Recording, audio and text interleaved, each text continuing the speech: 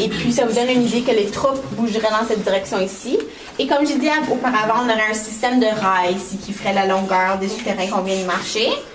Et puis donc, ça aurait été fait, est-ce que vous croyez que ça aurait été en métal ou en bois? En bois. En bois, et pourquoi? Parce que ça coûtait cher le métal. Peut-être, oui. C'est lourd. Pardon? C'est trop lourd. C'était plus lourd, mais aussi on emmènerait souvent des munitions et tout ça dans les souterrains. Et donc, évidemment, ça serait dangereux si on pourrait avoir des étincelles et tout ça. Et aussi, si vous voyez par-dessus la petite affiche qu'il y a là, il y a du silex dans le mur. Donc, évidemment, du silex, si on aurait des étincelles, ce serait quand même très dangereux. Donc, c'est des raisons pour cela qu'on aurait quand même utilisé des rails de bois. Ici, vous avez un exemple d'un petit wagon, en fait, qu'on aurait eu dans les souterrains. Ce tunnel-là s'appelle le tunnel du Blackwatch parce qu'un des bataillons canadiens qui venait de la région de Montréal,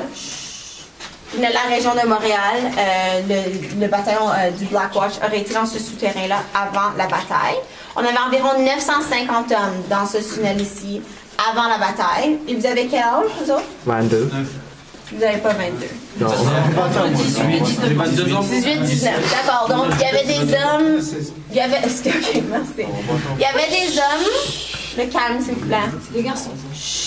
Il y avait des hommes qui avaient 15, 16, 17, 18 ans, là, donc vraiment de votre âge, qui seraient ici dans les souterrains.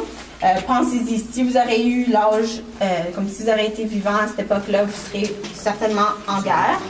Et puis, ils attendaient ici pour pouvoir attendre l'appel d'aller ici vers la ligne de front. Donc, imaginez-vous le courage qu'ils ont dû avoir.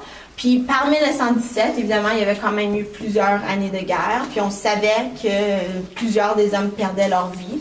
Puis on pouvait dire ici qu'on était assis à côté de deux hommes. Puis on savait que soit eux ou nous seraient morts par la fin de la bataille ou seraient gravement blessés.